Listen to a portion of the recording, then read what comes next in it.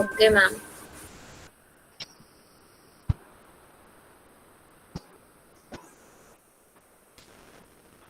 Good afternoon, class. Today we start the chapter limit test. Okay.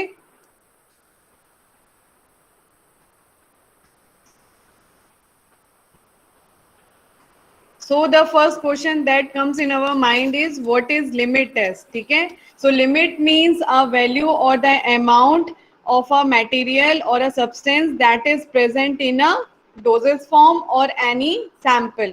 ठीक है. And test means to examine or to investigate the amount of the material that is present in the sample. ठीक है. Limit means होता है वो amount और value कोई भी पर्टिकुलर इंग्रेडिएंट या कोई भी सब्सटेंस किसी सैंपल में किस अमाउंट में प्रेजेंट होना चाहिए उसकी एक लिमिट होती है. ठीक है. और उसी को टेस्ट करने के लिए जो टेस्ट परफॉर्म किए जाते हैं they are called as limit test. ठीक है. आप सबने देखा होगा जितने भी आपके फूड रिलेटेड मटेरियल्स होते हैं उनमें अगर आप लोग पीछे अगर देखोगे उसमें एक टेबल बनी होती है. उस टेबल में जो भी इंग्रेडिएंट्स यूज किए जाते हैं उन सब की एक क्वांटिटी मेंशन की जाती है. ठीक है. तो इसी तरीके से हर मटेरियल में जो भी आपका डोजेस फॉर्म है या जो भी आपकी पैकेजिंग मटेरियल है या सैंपल है उसमें ये चेक किया जाता है कि उसमें जो इम्प्योरिटी की कंसंट्रेशन है वो कितनी होनी चाहिए. क्योंकि अगर इम्प्योरिटी की कंसंट्रेशन किसी भी सैंपल में अगर ज़्यादा होगी तो जो भी पर्सन उस मटेरियल को कंज्यूम कर रहा है may be some side effect is appear in the person. ठीक है. तो इसे ओवरकम करने के लिए हम क्या करते हैं लिमिट टेस्ट परफॉर्म करते हैं. Okay. So limit test means to identify the impurities in the substance and it is compared with the standards that are mentioned in the pharmacopoeias. Okay. In general, limit test is defined as a quantitative or semi-quantitative set test. They are designed to identify and control the small quantities of impurities that are present in the substances. ठीक है. तो जो mostly जो impurities जो present होती हैं आपके samples में वो होती हैं आपकी जैसे मान लीजिए chloride, sulphate, heavy metals, arsenic. So these are the impurities that are mainly present in the samples. ठीक है.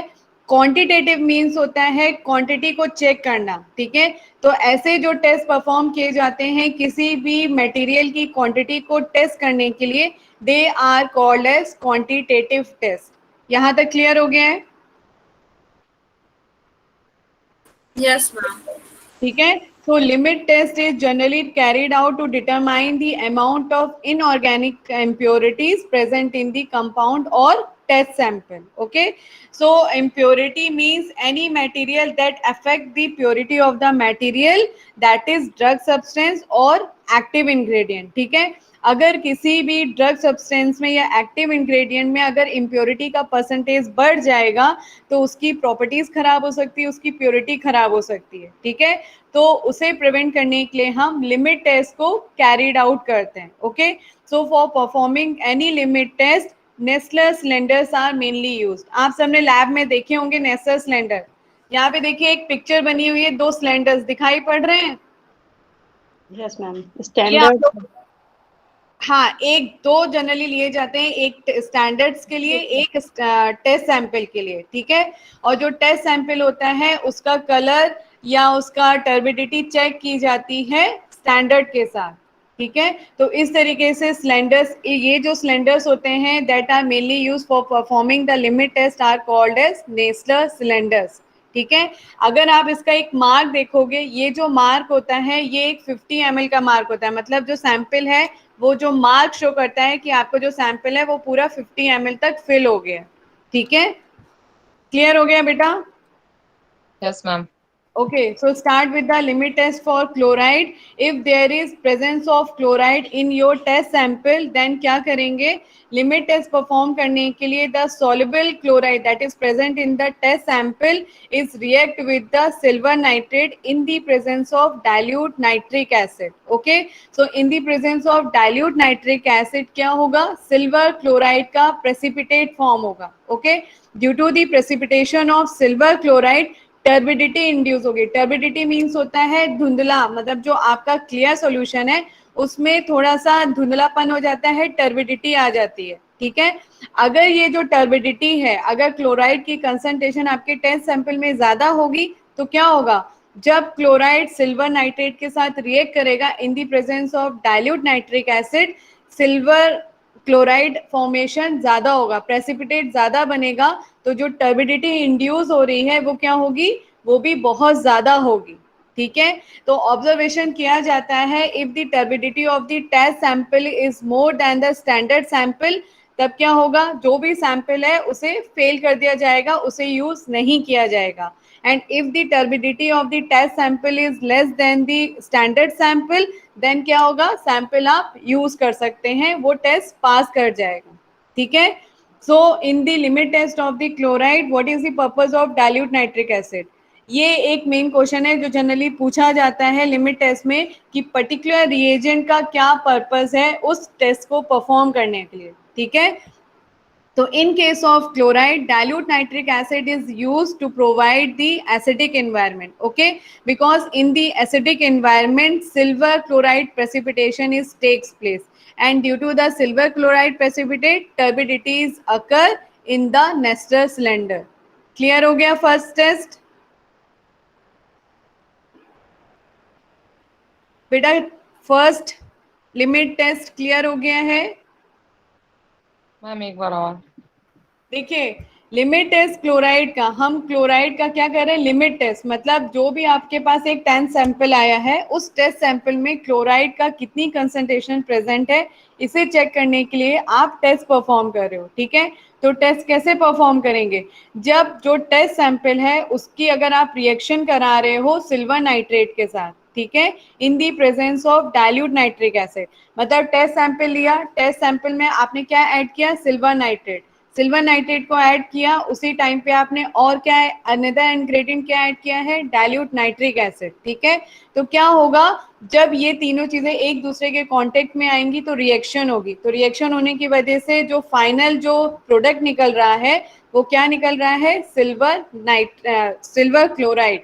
ठीक है, तो सिल्वर क्लोराइड जो रिएक्शन की वजह से प्रोड्यूस हो रहा है उसकी वजह से क्या हो रहा है, प्रेसिपिटेट फॉर्म हो रहा है, और जो क्लियर सोल्यूशन है वो कैसा हो जाएगा, अब मिल्की वाइट टाइप का हो जाएगा।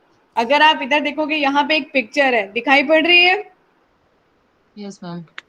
पहले देखिए टेस्ट सैंपल है, टेस्ट सैंपल में आपने कोई रिएक्शन नहीं की है। ठीक है, अब इस टेस्ट सैंपल में आपने क्या ऐड कर दिया है, सिल्वर नाइट्रेट। ठीक है, और एक और रिएजेंट ऐड किया है, that is dilute nitric acid. तो जैसे इन दोनों चीजों को रिएक्शन किया तो क्या हो रहा है, अगर आप ध्यान से देखोगे तो जो क्लियर सोल्यूशन है वो थोड़ा सा मिल्की वाइट होने लगेगा। ठीक है, तो ये कंसंट्रेशन जो टर्बिडिटी है ये और ज्यादा होती जाएगी अगर आपके टेस्ट सैंपल में क्लोराइड का कंसंट्रेशन ज्यादा होगा। ठीक है, समझ में आया? Yes ma'am. ठीक है, तो अगर जितनी ज्यादा टर्बिडिटी होगी, मान उसका मतलब है कि जो भी आपका टेस्ट सैंपल है उसमें क्लोराइड की कंसंट्रेशन ज्यादा है। ठीक है, क्योंकि जितनी ज्यादा क्लोराइड की कंसंट्रेशन हो रही है वो सिल्वर नाइट्रेट के साथ रिएक्ट कर रहा है एंड सिल्वर क्लोराइड आपका फॉर्म हो रहा है। ठीक है मैम, टर्बिडिटी जो है मतलब अगर एकदम कम है प्रेसिपिटेट उसका एकदम कम बन रहा है ना के बराबर, हाँ तो मैम उसको पास कर देंगे टेस्ट हाँ, को। देखिए ये जो रिएक्शन, देखिए ये आपने, देखिए सेकंड स्लाइड अगर आप देखोगे, नेसर सिलेंडर दो लिए जाते हैं, एक स्टैंडर्ड सैंपल के लिए होता है and another one for test sample. ठीक है, दोनों टेस्ट जो होते हैं आप साइमल्टेनियसली कैरिड आउट करते हैं। स्टैंडर्ड सैंपल में आपने क्या लिया है, सोडियम क्लोराइड को लिया है। ठीक है, तो स्टैंडर्ड सैंपल में जो आपने स्टैंडर्ड ड्रग सिलेक्ट की है वो क्या है, सोडियम क्लोराइड। उसके अगर आप कंसंट्रेशन देखोगे तो 0.0584% WYV है। इसका आप 1 ml ले रहे हैं एंड उसको आपने क्या किया, नेसर सिलेंडर में रखा है। ठीक है, स्टैंडर्ड सैंपल के लिए पहले प्रोसीजर बता रहे हैं। ठीक है, नेसर सिलेंडर में सोडियम क्लोराइड का 1 ml लेंगे, उसमें आपने क्या ऐड किया, डाइल्यूट नाइट्रिक एसिड। ठीक है, डाइल्यूट नाइट्रिक एसिड को ऐड करने के बाद फिर क्या कर रहे हैं आप, उसमें 1 ml AgNO3 ऐड कर रहे हैं, दैट इज सिल्वर नाइट्रेट। ठीक है, अब क्या करेंगे, उसके बाद जो नेसर सिलेंडर है उसे आप 5 मिनट के लिए एक साइड रख दीजिए। फिर आप देखोगे कि जैसे जैसे हर कोई रिएजेंट, जैसे sodium chloride, nitric acid, and silver nitrate एक दूसरे के कांटेक्ट में आएगी, टर्बिडिटी इंड्यूस होती जाएगी, ठीक है। अब ये जो टर्बिडिटी आ गई है, इस स्टैंडर्ड सैंपल को आप एक साइड रखिए, टेस्ट सैंपल का प्रोसीजर रन करिए। तो टेस्ट सैंपल के लिए क्या करोगे, जो भी टेस्ट सैंपल आया जिसमें आपको क्लोराइड की कंसंट्रेशन चेक करनी है, उसका आप एक पर्टिकुलर अमाउंट ले लेंगे, उसे डिसॉल्व करेंगे पर्टिकुलर सॉल्वेंट में। डिसॉल्व करने के बाद अब उसमें क्या करेंगे, सेम अमाउंट में नाइट्रिक एसिड ऐड करेंगे, वही अमाउंट ऐड किया जाएगा जो स्टैंडर्ड सैंपल में ऐड किया गया है, ठीक है। अगर आप ध्यान से देखोगे, दोनों की कंसंट्रेशन, जो रिएजेंट जो यूज किए जाते हैं लिमिट टेस्ट परफॉर्म करने के लिए, उनकी कंसंट्रेशन एक होती है। दिखाई पड़ रहा है, ठीक है। तो टेस्ट सैंपल के केस में कंपाउंड टेस्ट सैंपल लेंगे, उसे डिसॉल्व करेंगे वाटर में या किसी सॉल्वेंट में, देन उसमें हम क्या ऐड करेंगे, नाइट्रिक एसिड, देन AgNO3, ठीक है। उसे भी हम 5 मिनट के लिए रख लेंगे। अब देखा जाएगा कि जो टेस्ट सैंपल में जो टर्बिडिटी इंड्यूस हो रही है, वो स्टैंडर्ड सैंपल की टर्बिडिटी से कम है कि ज्यादा है। अगर टर्बिडिटी कम होगी तो आपका सैंपल पास हो जाएगा, अगर टर्बिडिटी ज्यादा होगी देन क्या हो जाएगा, टेस्ट फेल हो जाएगा, ठीक है। क्लियर हो गया? Yes ma'am. ठीक है। तो देखिए स्टैंडर्ड उन्होंने दे दिया कि टर्बिडिटी इतनी होनी चाहिए। अगर आपके टेस्ट सैंपल में क्लोराइड की कंसंट्रेशन ज्यादा होगी तो टर्बिडिटी ज्यादा होगी, मतलब क्लोराइड की कंसंट्रेशन पर्टिकुलर टेस्ट सैंपल में ज्यादा है, तो वो अच्छा नहीं है, ठीक है। ओके मैम, ठीक है। समझ में आ गया? Yes ma'am. Okay, next limit test for the sulphate, ठीक है। क्लोराइड का लिमिट टेस्ट कंप्लीट हो गया है। सल्फेट के लिए जो लिमिट टेस्ट परफॉर्म किया जाता है, इसमें क्या है, जो भी टेस्ट सैंपल है, ठीक है। In the case of limit test of sulphate, it is based on the reaction of the soluble sulfate with barium chloride in the presence of dilute hydrochloric acid. Due to the reaction of barium chloride with sulphate क्या form होगा, barium sulphate का precipitate, ठीक है। तो जैसे जैसे precipitate form होता जाएगा, टर्बिडिटी सॉल्यूशन में इंड्यूस होती जाएगी। तो as per the concentration of the sulphate in the test sample, turbidity आपकी इंड्यूस होगी, ठीक है। यहाँ पे एक चीज ध्यान रखिएगा, आप लोग कंफ्यूज मत होइएगा। अगर आप रिएक्शन देखेंगे तो सल्फेट एंड बेरियम क्लोराइड की रिएक्शन शो की जा रही है in the presence of dilute hydrochloric acid, then barium sulphate form हो रहा है, ठीक है। लेकिन जो ये बेरियम क्लोराइड आ रहा है, ये जो रिएजेंट है, ये पर्टिकुलर रिएजेंट किसी चीज में ऐड किया जाता है, जो यूज किया जाता है उसे हम कहते हैं बेरियम सल्फेट, ठीक है। तो बेरियम सल्फेट जो रिएजेंट होता है, उसके अंदर बेरियम क्लोराइड प्रेजेंट होता है, ठीक है।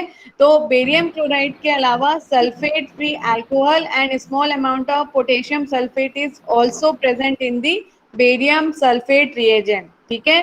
तो हम कह सकते हैं कि जो टेस्ट सैंपल है उसे आप किससे रिएक्ट कराते हैं, बेरियम सल्फेट के रिएजेंट से in the presence of hydrochloric acid, ठीक है। लेकिन बेरियम सल्फेट रिएजेंट में जो मेन रिएजेंट जिसकी रिएक्शन होती है टेस्ट सैंपल में प्रेजेंट सल्फेट के साथ, वो है आपका बेरियम क्लोराइड। यहाँ तक पॉइंट क्लियर हुआ? मैम, ये जो रिएक्शन है, इसमें सल्फेट का बेरियम क्लोराइड के साथ HCl की प्रेजेंस में रिएक्शन हो रही है मैम। हाँ। तो ये SO4 बेरियम सल्फेट बन रहा है मैम, पर KCl इसमें लिखा हुआ है, पोटेशियम क्लोराइड कैसे हुआ? बेटा ये यहाँ पे जो भी कंपाउंड होगा वो उसमें वो पोटेशियम प्रेजेंट होगा, इसलिए लिखा हुआ है, ठीक है। उसके लिए परेशान मत होइए।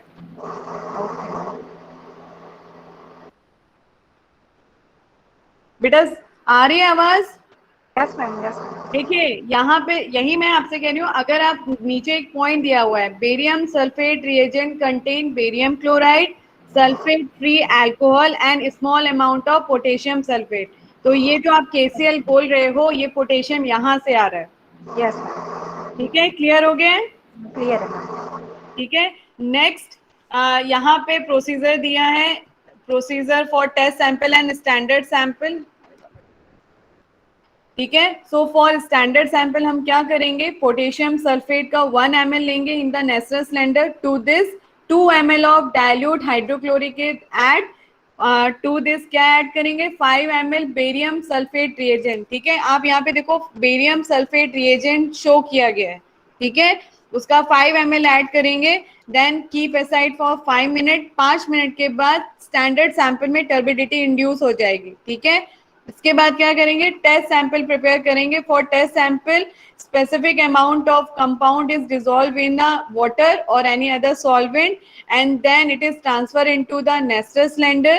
To this add 2 ml of dilute hydrochloric acid and then add 5 ml of barium sulfate reagent and keep aside for 5 minutes, ठीक है। 5 मिनट के बाद टेस्ट सैंपल में भी टर्बिडिटी इंड्यूस होगी, ठीक है। तो जो टेस्ट सैंपल की टर्बिडिटी आई है, now it is compared with the standard sample turbidity, okay. So if the test sample turbidity is less than the standard sample, तो क्या होगा, टेस्ट पास हो जाएगा। But if the turbidity of the test sample is more than the standard sample, then test क्या हो जाएगा, fail, ठीक है। क्लियर हो गया है? Yes ma'am. ठीक है। सो यहाँ पे ऑब्जर्वेशन में यही शो किया गया है कि टर्बिडिटी आप कैसे कंपेयर करोगे, ठीक है। अब सेकंड, इसमें स्लाइड में सेकंड जो पॉइंट दिया, रीजन, जो भी रिएजेंट यूज किए गए हैं लिमिट टेस्ट बेरियम सल्फेट के लिए, उसमें जो जो रिएजेंट यूज किए गए हैं उनका क्या पर्पस है, ठीक है। तो dilute hydrochloric acid is used for providing the acidic environment, ठीक है। एसिडिक इन्वायरमेंट में ही जो आपका बेरियम सल्फेट प्रेसिपिटेट फॉर्म होता है वो स्मूथली हो पाएगा, ठीक है। Second, potassium sulphate is use to increase the sensitivity of the test by giving the ionic concentration in the reagent, ठीक है। तो सेंसिटिविटी, जो टर्बिडिटी इंड्यूस हो वो अच्छे से हो, इसके लिए आप क्या करते हैं, पोटेशियम सल्फेट रिएजेंट को ऐड करते हैं, ठीक है। Alcohol help to prevent the super saturation, ठीक है। सुपर सैचुरेशन मीन्स क्या होता है, कोई बता सकता है? देखिए, पोटेशियम सल्फेट अगर आप रिएजेंट देखोगे तो उसमें कौन कौन से आपके आयंस प्रेजेंट है, पोटेशियम एंड सल्फेट, ठीक है। ऑलरेडी अगर आप टेस्ट सैंपल ले रहे हैं तो उसमें सल्फेट की कंसंट्रेशन ऑलरेडी प्रेजेंट है, ठीक है। अगर आप इसी टेस्ट सैंपल में जब आप बेरियम रिएजेंट ऐड करते हैं, बेरियम सल्फेट रिएजेंट, तो उसमें पोटेशियम सल्फेट प्रेजेंट होता है, तो क्या होगा, पर्टिकुलर सॉल्यूशन में सल्फेट की कंसंट्रेशन बढ़ जाएगी, ठीक है। तो सल्फेट की कंसंट्रेशन अगर बहुत ज्यादा आ जाएगी तो सुपर सैचुरेशन स्टेट आ जाएगी, तो उसकी वजह से क्या होगा, जो प्रेसिपिटेशन प्रोसेस हो रही है वो इफेक्ट हो जाएगी। तो इस सुपर सैचुरेशन की प्रॉब्लम को ओवरकम करने के लिए यहाँ पे हमने क्या ऐड किया है, अल्कोहल, ठीक है। क्लियर हो गया है? मैम एक बार और बता दीजिए प्लीज। चलिए, डाइल्यूट हाइड्रोक्लोरिक एसिड को हम ऐड करते हैं to make the solution acidic, ठीक है। एसिडिक इन्वायरमेंट इसीलिए दिया जा रहा है, अगर आप इक्वेशन को अगर ध्यान से देखोगे तो एसिडिक इन्वायरमेंट में ही बेरियम सल्फेट का प्रेसिपिटेट फॉर्म हो रहा है, ठीक है। लेकिन अगर यहाँ पे आप अगर कोई एल्कलाइन रिएजेंट ले लेंगे तब बेरियम सल्फेट का प्रेसिपिटेट फॉर्म नहीं होगा, ठीक है। तो प्राइमरी कंडीशन क्या है फॉर बेरियम सल्फेट प्रेसिपिटेट, कि जो भी रिएक्शन हो रही है नेस्टर सिलेंडर के अंदर का एनवायरनमेंट कैसा होना चाहिए, एसिडिक, ठीक है। फर्स्ट पॉइंट क्लियर हो गया है? Yes ma'am. सेकेंड पॉइंट है, अगर आप ध्यान से देखेंगे बेरियम सल्फेट रिएजेंट 3 चीजों से मिलकर बना हुआ है। First is the barium chloride, second is the sulphate free alcohol and third is the potassium sulphate. इन तीनों चीजों को जब ऐड करते हैं तो जो रिएजेंट बनता है उसे हम क्या कहते हैं, बेरियम सल्फेट, ठीक है। तो अगर आप प्रॉपर टेस्ट सैंपल परफॉर्म करते हैं तो क्या होता है, टेस्ट सैंपल में तो ऑलरेडी सल्फेट की कंसंट्रेशन प्रेजेंट है, ठीक है। लेकिन जब आप उसमें बेरियम सल्फेट रिएजेंट को ऐड करते हैं तो वहां पे सल्फेट की कंसंट्रेशन बढ़ जाती है। बढ़ने का कारण क्या होता है, क्योंकि बेरियम सल्फेट रिएजेंट में आपका पोटेशियम सल्फेट प्रेजेंट होता है। तो इसकी वजह से क्या होगा, जो टेस्ट सैंपल है या स्टैंडर्ड सैंपल है उसमें सल्फेट आयन की कंसंट्रेशन क्या हो जाएगी, बढ़ जाएगी। समझ में आया? Yes ma'am. मैम अलीना काफी देर से रिक्वेस्ट करी, मैंने मैसेज अभी देखा है मैम, एक्सेप्ट कर लीजिए। हाँ ठीक है, मैंने एडमिट कर लिया है। Okay thank you ma'am. ठीक है, ये पॉइंट समझ में आया?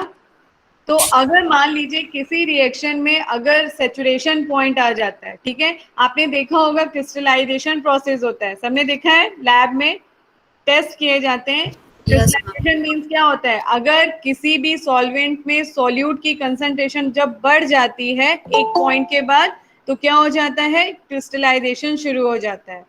ठीक है, तो अगर आपका किसी भी सॉल्यूशन में सॉल्यूट की कंसंट्रेशन ज्यादा होगी, सॉल्वेंट की कंसंट्रेशन ज्यादा नहीं होगी, तो क्या होगा, जो हमें रिएक्शन चाहिए है वो प्रॉपर नहीं हो पाएगी। ठीक है, तो सुपर सैचुरेशन स्टेट को ना आने के लिए हम इसमें क्या ऐड कर रहे हैं, अल्कोहल। समझ में आया बेटा? Yes ma'am. ठीक है, एंड पोटेशियम सल्फेट क्या कर रहा है, सेंसिटिविटी टेस्ट की बढ़ा रहा है। ठीक है, ये तीनों जितने तीनों रिएजेंट जो यूज किए गए हैं उसका रीजन यहाँ पे शो किया है। ठीक है, क्लियर हो गया है सबको सेकेंड लिमिट टेस्ट? बेटा क्लियर हो गया है? Yes ma'am. Okay, move to the next limit test, that is ma'am limit test for, हाँ बेटा मैम पूजा रिक्वेस्ट कर रही, मैम प्लीज कर लीजिए। बेटा आप लोग कब तक ऐड होते रहेंगे? एलिना को मैंने ऐड कर लिया है, पूजा को मैम भी ऐड कर पूजा दिया है, पूजा नो कर मैम, दोनों को अलीना, ऐड कर दिया है। नो मैम, अलीना ऐड नहीं हुई अभी। देखते हैं, एलिना ऐड हो गई है मेरे में।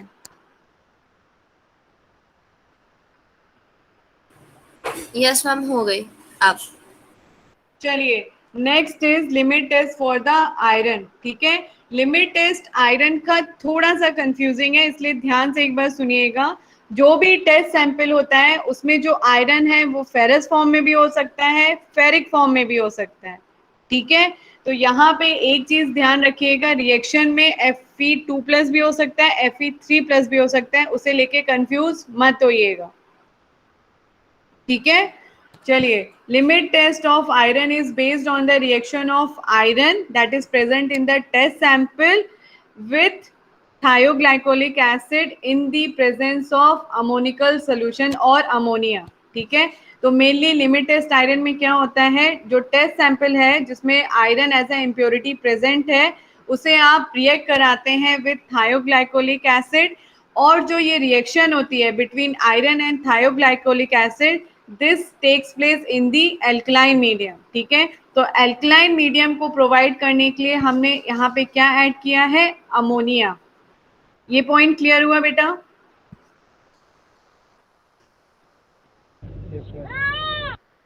बेटा ये पॉइंट क्लियर हो गया है? So in the test of iron हम क्या करते हैं, आयरन का रिएक्ट कराते हैं थायोग्लाइकोलिक एसिड के साथ इन द प्रेजेंस ऑफ अमोनिया। तो यहाँ पे जो अमोनिया है वो क्या कर रही है, रिएक्शन में एल्कलाइन मीडियम प्रोवाइड कर रही है। ठीक है, तो due to the reaction between iron and thioglycolic acid क्या फॉर्म होता है, एक pale pink colour, pale pink और डीप रेडिश पर्पल कलर का कॉम्प्लेक्स फॉर्म होता है। ये दिखाई पड़ रहा है? Yes ma'am. Yes ma'am. हाँ, इस तरीके का कुछ रिएक्शन होने के बाद जो रिजल्टिंग सॉल्यूशन का कलर आता है वो इस तरीके से रहता है। ये डार्क भी हो सकता है, लाइट भी हो सकता है, it depend upon the concentration of iron in the test sample. ठीक है, तो आयरन के लिमिट टेस्ट में हम क्या करते हैं, आयरन को हम रिएक्ट कराते हैं थायोग्लाइकोलिक एसिड के साथ in the presence of citric acid. Due to the reaction क्या फॉर्म होता है, आयरन थायोग्लाइकोलेट और फेरस थायोग्लाइकोलेट। ठीक है, तो इस कॉम्प्लेक्स की वजह से पेल पिंक या deep reddish purple colour form होता है इन द नेस्टर सिलेंडर। ठीक है, यहाँ पे कुछ पॉइंट्स मैंने लिखे हैं, उसे ध्यान से देखिए। जो मेनली जो ऑक्सीडेशन स्टेट होती है आयरन की, जो भी टेस्ट सैंपल में वो फेरिक में भी हो सकती है, फेरस में भी हो सकती है। ठीक है, थायोग्लाइकोलिक एसिड को ऐड करने का मेन पर्पस यही है कि जो थायोग्लाइकोलिक एसिड है वो आयरन के फॉर्म को रिड्यूस करके फेरस में कन्वर्ट कर देता है। मतलब अगर आपके टेस्ट सैंपल में जो आयरन की ऑक्सीडेशन स्टेट अगर फेरिक फॉर्म में है तो उसे थायोग्लाइकोलिक एसिड क्या करेगा, रिड्यूस करके फेरस में कन्वर्ट कर देगा। ठीक है, और अगर आयरन की इम्प्योरिटी टेस्ट सैंपल में फेरस फॉर्म में ही है तो वो उसे रिड्यूस नहीं करेगा। समझ में आ गया फर्स्ट पॉइंट? मैम फेरिक को फेरस में कन्वर्ट कर देता है, लेकिन अगर फेरस फॉर्म में है तो उसे नहीं बदलता वो। हाँ, ठीक है। तो मेन पर्पस यहाँ पे थायोग्लाइकोलिक एसिड का यूज करने का एक ही पर्पस है, फेरिक को फेरस में कन्वर्ट करना, ठीक है। ओके, जो कलर आता है pale pink and deep reddish purple colour, वो क्या होता है, डिस्चार्ज हो जाता है in the presence of oxidising agent या फिर स्ट्रॉन्ग एल्कली। अगर जो कलर होता है, जो नेसेस सिलेंडर में जो कलर आता है in the presence of oxidising agent या स्ट्रॉन्ग एल्कली की प्रेजेंस में क्या हो जाता है, डिस्चार्ज हो जाता है, ठीक है। इसके अलावा ये जो लिमिट टेस्ट है आयरन के लिए जो कंडक्ट किया जाता है, अगर इसे इन दी अब्सेंस ऑफ एयर किया जाता है तो जो पेल पिंक या डीप रेडिश पर्पल कलर आता है वो बना रहता है, मतलब स्टेबल फॉर्म में रहती है प्रिपरेशन, ठीक है। लेकिन अगर इन दी प्रेजेंस ऑफ एयर आप इस टेस्ट को परफॉर्म करते हैं तो क्या होता है, ये जो कलर होता है ये धीरे धीरे फेड होके गायब हो जाता है due to the oxidation is occur in the test sample, ठीक है। समझ में आया बेटा?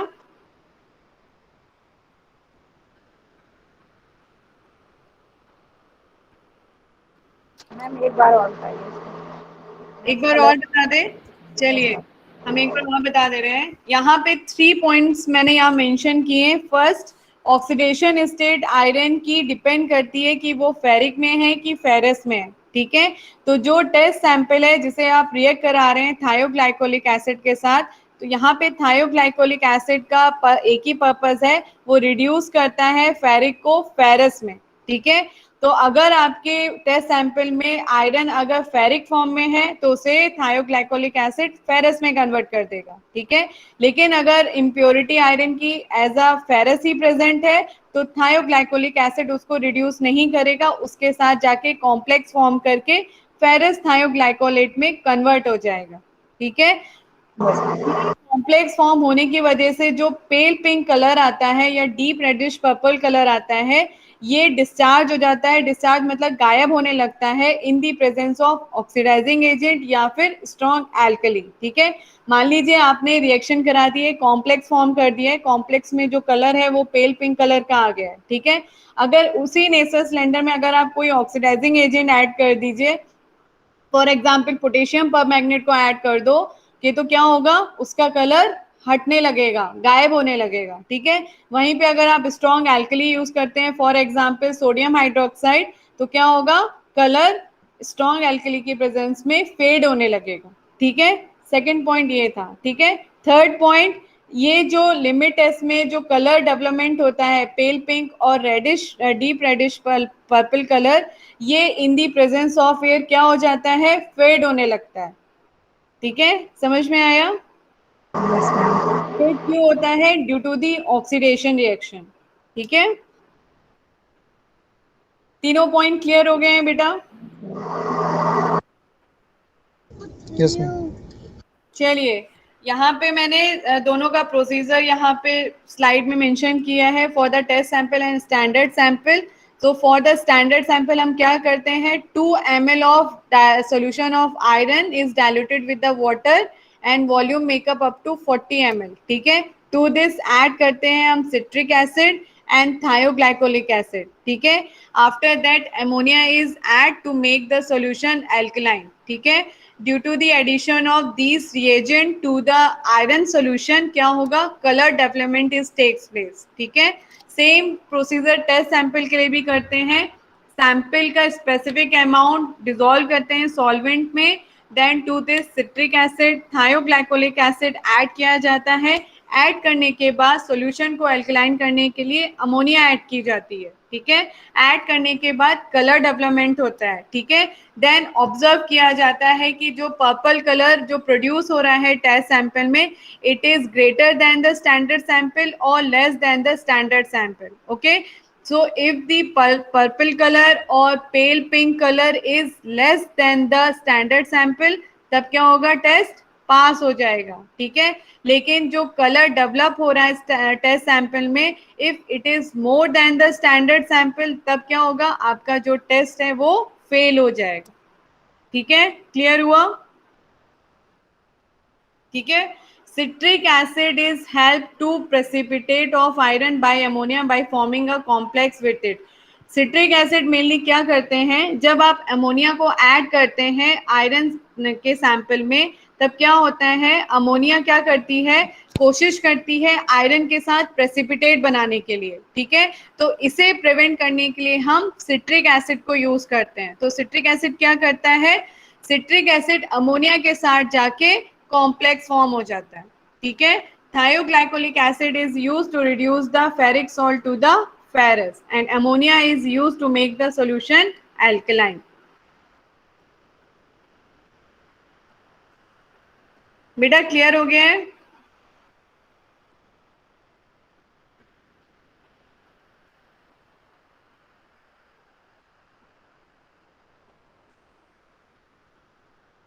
बेटा क्लियर हो गया है? Yes ma'am.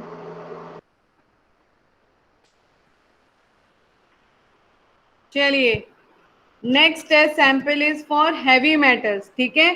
So in case of heavy metals generally जो लिमिट टेस्ट परफॉर्म किए जाते हैं हैवी मेटल्स में, they are lead, mercury, bismuth, arsenic, antimony, tin, cadmium, silver, copper and molybdenum, ठीक है। So these are the heavy metals on which limit test is perform, ठीक है। Limit test of heavy metal is based on the reaction of metallic impurity with hydrogen sulphide in acidic medium, ठीक है।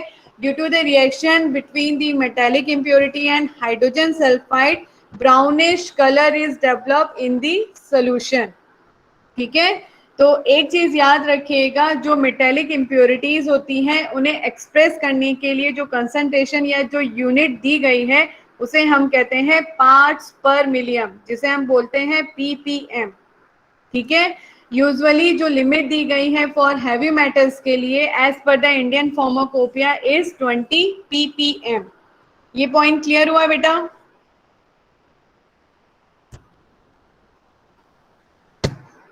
एक बार और बता। चलिए, limit test for heavy metals. Heavy metals means हो गया है lead, mercury, bismuth, arsenic, antimony, cadmium, silver, copper, ठीक है। ये आपके हैवी मेटल्स हैं जिस पे लिमिट टेस्ट परफॉर्म किया जाता है, ठीक है। इन केस ऑफ हैवी मेटल्स अगर कंसंट्रेशन शो की जाती है कि पर्टिकुलर कंपाउंड में हैवी मेटल की कंसंट्रेशन क्या है, तो उसके लिए जो यूनिट यूज की जाती है वो होती है ppm, जिसे हम कहते हैं पार्ट्स पर मिलियन, ठीक है। बेटा क्लियर हुआ? ठीक है। तो जैसे आप लोग जैसे सॉल्यूट की कंसंट्रेशन को शो करने के लिए क्या करते हैं, ग्राम, केजी, ये यूनिट शो करते हैं, ठीक है। तो उसी तरीके से हैवी मेटल की कंसंट्रेशन के लिए ppm यूनिट को यूज किया जाता है, ठीक है। So as per the Indian pharmacopoeia जो हैवी मेटल्स के लिए लिमिट डिसाइड की गई है वो है आपकी 20 ppm, ठीक है। ये पॉइंट क्लियर हो गया है? Yes ma'am. ठीक है। For the limit test of heavy metal क्या किया जाता है, the reaction is takes place between the metallic impurity with hydrogen sulphide in the acidic medium, ठीक है। जो इम्प्योरिटीज होती हैं उन्हें हाइड्रोजन सल्फाइड के साथ रिएक्ट किया जाता है इन एसिडिक मीडियम में, ठीक है। ड्यू टू रिएक्शन क्या होता है, जो सोल्यूशन है उसमें ब्राउनिश कलर डेवलप होता है, ठीक है। समझ में आया बेटा? ये पॉइंट समझ में आ गया है?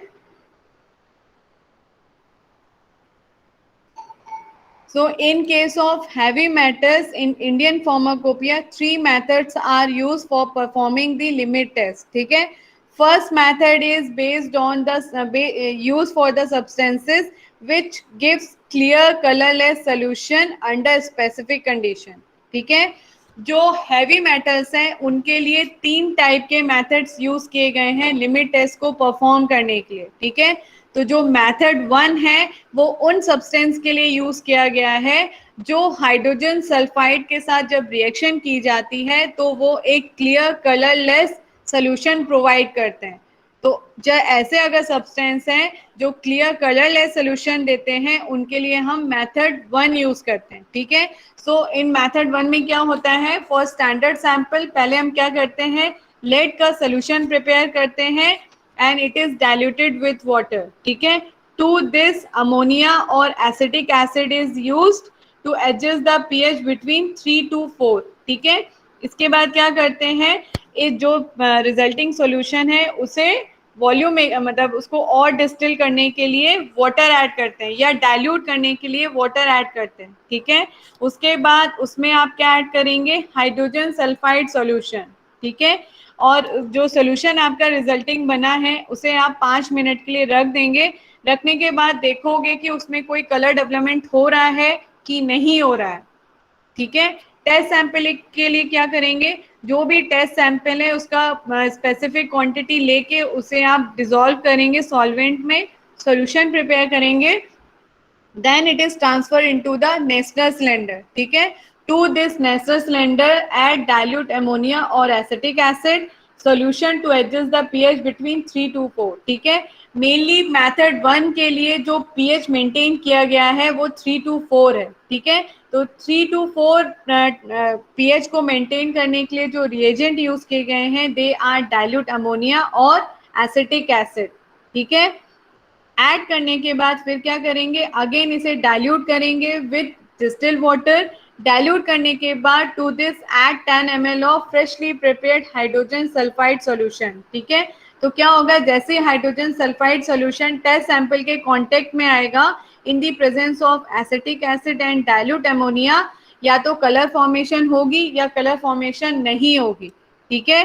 तो इसे कंपेयर किया जाता है, ठीक है। तो ऑब्जर्वेशन में ये देखा जाता है the colour produce in the sample solution should not be greater than the standard solution. If colour produce in the sample solution is less than the standard then sample will pass the limit test, और if the colour of the test sample is more than the standard solution then क्या हो जाएगा, test आपका fail हो जाएगा, ठीक है बेटा। बेटा क्लियर हुआ फर्स्ट मेथड, जी मैम। ठीक है। Second method is use for the substances which do not give clear colourless solution under specific condition, ठीक है।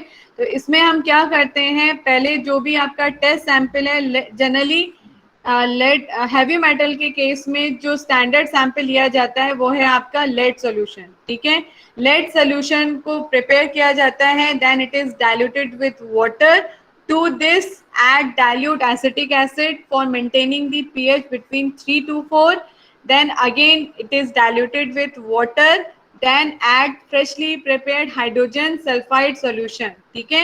एंड उसे फिर हम स्टैंड करते हैं फॉर 5 मिनट्स के लिए एंड देन ऑब्जर्व करते हैं अगर इसमें कोई क्लियर सोल्यूशन या कलर कोई डेवलप हो रहा है या नहीं हो रहा है, ठीक है। But in case of test sample थोड़ा सा प्रोसीजर डिफरेंट है, ठीक है। तो इसमें हम क्या करते हैं, पहले जो भी टेस्ट सैंपल है उसका पर्टिकुलर अमाउंट लेंगे, फिर उसे आप क्या करोगे, मॉइस्ट करेंगे विथ सल्फ्यूरिक एसिड के साथ, ठीक है। सल्फ्यूरिक एसिड के साथ मॉइस्ट करने के बाद फिर उसे क्या किया जाएगा, हीट किया जाएगा। हीट करने से क्या होता है, वो जो मॉइस्ट किया हुआ मटेरियल है जिसे आपने मॉइस्ट किया है सल्फ्यूरिक एसिड के साथ, वो जलना शुरू हो जाएगा, ठीक है। जब वो पूरी तरीके से जल जाएगा तब उस मटेरियल में आप क्या ऐड करोगे, नाइट्रिक एसिड, ठीक है। ऐड करने के बाद उसे फिर आप क्या करोगे, हीट करोगे 500 डिग्री सेंटीग्रेड पे, ठीक है। हीट करने के बाद उसे फिर कूल किया जाएगा। कूल करने के बाद to this 4 ml of hydrochloric acid को ऐड किया जाएगा एंड देन उसे एवोपरेट किया जाएगा ताकि जो भी सॉल्वेंट आपके पर्टिकुलर टेस्ट सैंपल में प्रेजेंट है वो उड़ जाए, ठीक है।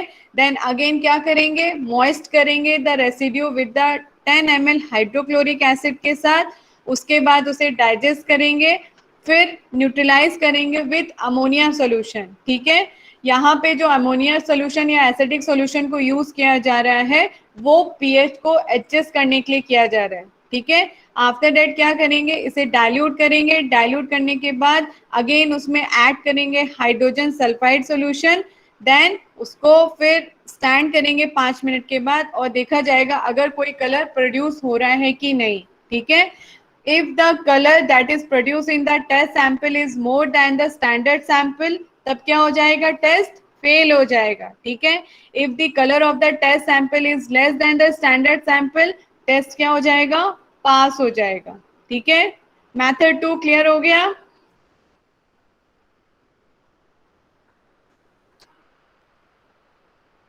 चलिए मेथड 3, ठीक है। Method 3 is used for the substances which gives clear colorless solution in sodium hydroxide solution, ठीक है।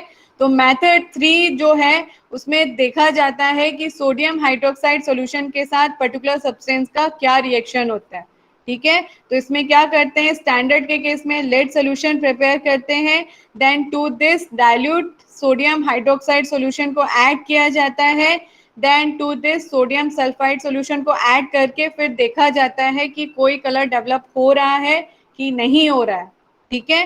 टेस्ट सैंपल के लिए क्या करेंगे, टेस्ट सैंपल के लिए जो भी पर्टिकुलर टेस्ट सैंपल है उसकी क्वांटिटी का पहले डिसॉल्व करेंगे पर्टिकुलर सॉल्वेंट में and convert into the solution and transfer into the Nessler cylinder, ठीक है।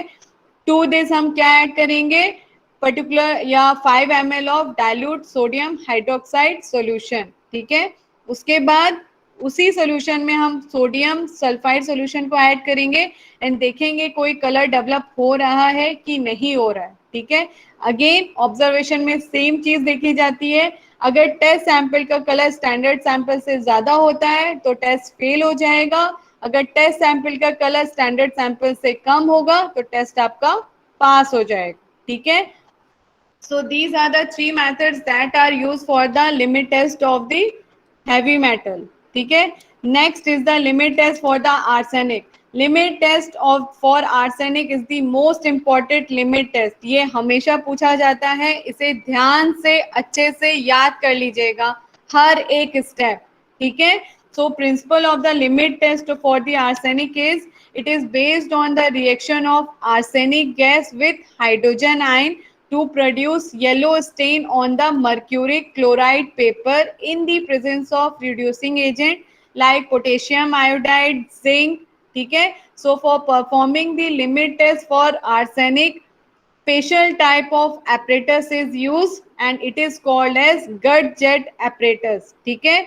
इसीलिए हम आर्सेनिक के टेस्ट को गट जेट टेस्ट भी कहते हैं, ठीक है।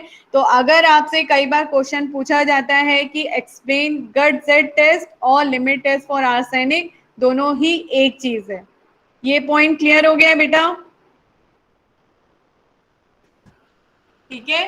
तो लिमिट टेस्ट फॉर आर्सेनिक में हम क्या करते हैं, मेनली रिएक्शन हम कराते हैं किसके किसके बीच में, आर्सेनिक गैस के बीच में एंड हाइड्रोजन आयन के बेस में, हाइड्रोजन आयन के बीच में, ठीक है।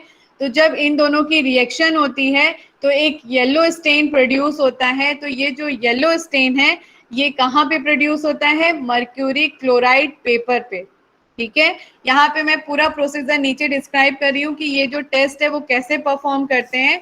पहला स्टेप क्या होता है, arsenic that is present as a impurity in the test sample क्या करेंगे, it is reduce to the arsenious acid, ठीक है। पहले स्टेप में क्या होता है, जो आर्सेनिक एसिड है उसे रिड्यूस किया जाता है आर्सेनियस एसिड में by using the reducing agent, ठीक है। तो पहले जो स्टेप के लिए जो रिड्यूसिंग एजेंट मेनली यूज किए जाते हैं they are stannous acid, zinc, hydrochloric acid, potassium iodide, ठीक है। तो जो आर्सेनिक एसिड है वो कन्वर्ट होता है आर्सेनियस एसिड में इन the presence of reducing agent, ठीक है। फर्स्ट स्टेप में आर्सेनियस एसिड आपका फॉर्म हो जाता है। अब सेकेंड स्टेप में क्या होता है, arsenious acid is further reduce to the arsine gas by reacting with the nascent hydrogen, ठीक है। क्या करते हैं, आर्सेनियस एसिड को नेसेंट हाइड्रोजन के साथ रिएक्ट कराया जाता है दोबारा से रिड्यूस करने के लिए, ठीक है। तो क्या होगा, जब आर्सेनियस एसिड की रिएक्शन होगी नेसेंट हाइड्रोजन से, तो क्या होगा, आर्सेनियस एसिड आर्सेन गैस में कन्वर्ट हो जाएगा, ठीक है। तो जब ये रिएक्शन होती है तो आर्सेन गैस फाइनली फॉर्म होती है, ठीक है। तो ये जो आर्सेन गैस है जब मर्क्यूरी क्लोराइड के कांटेक्ट में आती है तो एक येलो कलर का स्टेन प्रोड्यूस करती है, ठीक है। ये जो येलो कलर का स्टेन है ये डिसाइड करते हैं और कंपेयर करते हैं टेस्ट सैंपल के साथ, ठीक है। ये दिखाई पड़ रहा है बेटा, ये पिक्चर दिखाई पड़ रही है। अगर आप इस पिक्चर में देखोगे एक कंटेनर है, ये जो कंटेनर है इसमें आपकी फर्स्ट और सेकंड स्टेप दोनों परफॉर्म किए जाते हैं। मतलब पहले जो आर्सेनिक एसिड है उसे आर्सेनियस एसिड में कन्वर्ट किया जाएगा, फिर जो आर्सेनियस एसिड है उसे आर्सीन गैस में कन्वर्ट किया जाएगा, ठीक है। जब आर्सीन गैस फॉर्म हो जाती है तो यहाँ पे ये एक ऊपर पाइप लगा हुआ है, इसमें एक होल बना हुआ है, दिख रहा है सबको बेटा? दिखाई यस मैम, हम लोग लैब में किया था लेकिन हुआ नहीं था, हम लोगों ने प्रैक्टिकल सिर्फ लिखा। हाँ, तो ये जो होल है ये हेल्प करता है जो इस कंटेनर के अंदर आर्सीन गैस बनी है इसे ऊपर जाने के लिए। तो आर्सीन गैस इस ट्यूब के हेल्प से ऊपर जाती है। तो जब ये ऊपर जाती है तो ऊपर यहाँ पे एक प्लग होता है, प्लग में मर्क्यूरी क्लोराइड का पेपर रखा होता है, पहले से ही रखा होता है, ठीक है। तो इस पेपर के कांटेक्ट में जैसे ही आपकी आर्सीन गैस आती है तो क्या होगा, रिएक्शन होने की वजह से येलो स्टेन डेवलप होगा, ठीक है। येलो स्टेन डेवलप हो रहा है due to the formation of mercuric arsine, ठीक है। तो ये जब येलो स्टेन जो बनता है, ये जो येलो कलर का स्टेन है, then it is compared with the standard stain. तो अगर स्टैंडर्ड के स्टेन से जो येलो कलर है टेस्ट सैंपल का अगर कम आएगा तो टेस्ट पास हो जाएगा, लेकिन अगर yellow stain standard test sample का ज्यादा आएगा स्टैंडर्ड से तो क्या होगा, टेस्ट फेल हो जाएगा, ठीक है। क्लियर हो गया है बेटा? यहाँ पे जस्ट पिक्चर के नीचे यहाँ पे मैंने तीनों रिएक्शन यहाँ पे शो कर दी हैं। फर्स्ट स्टेप में arsenic acid is converted into the arsenious acid in the presence of reducing agent. Second step में अगेन रिड्यूसिंग स्टेप होता है लेकिन in the presence of nascent hydrogen, ठीक है। थर्ड स्टेप में क्या होता है, जब आर्सेन गैस फॉर्म हो जाती है then it react with the mercuric chloride paper and form mercuric arsine, ठीक है। यहाँ पे रीजन लिखे हुए हैं जो जो इंग्रेडिएंट यूज किए गए हैं, ठीक है।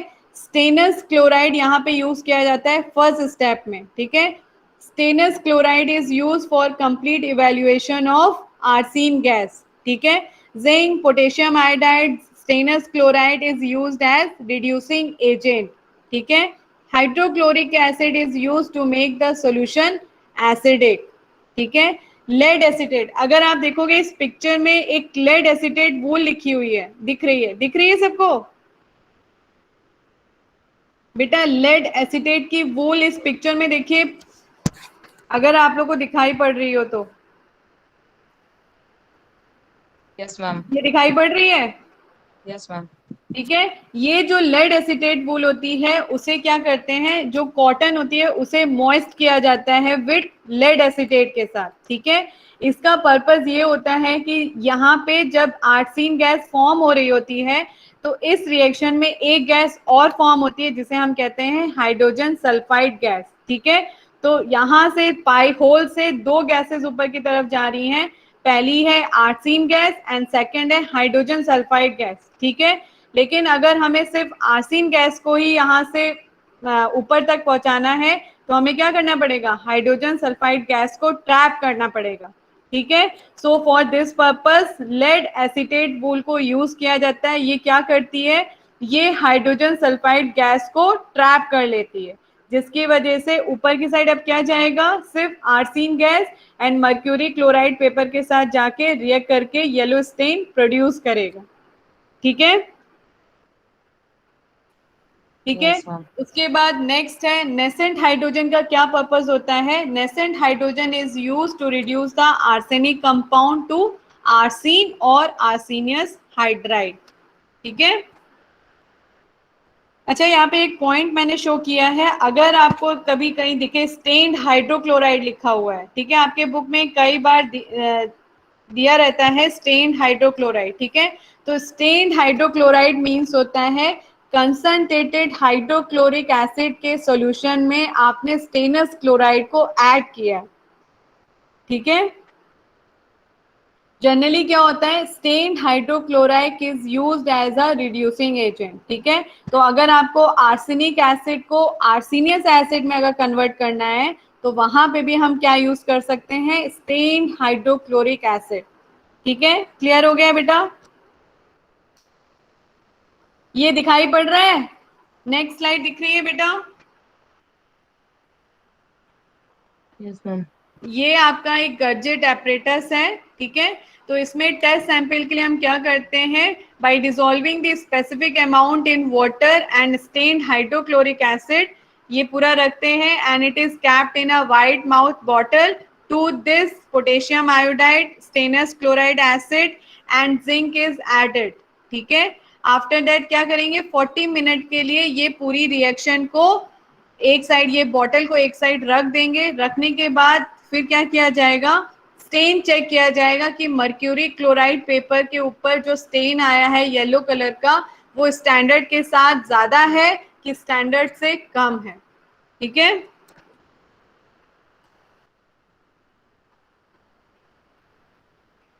तो this is all about the limit test. Okay,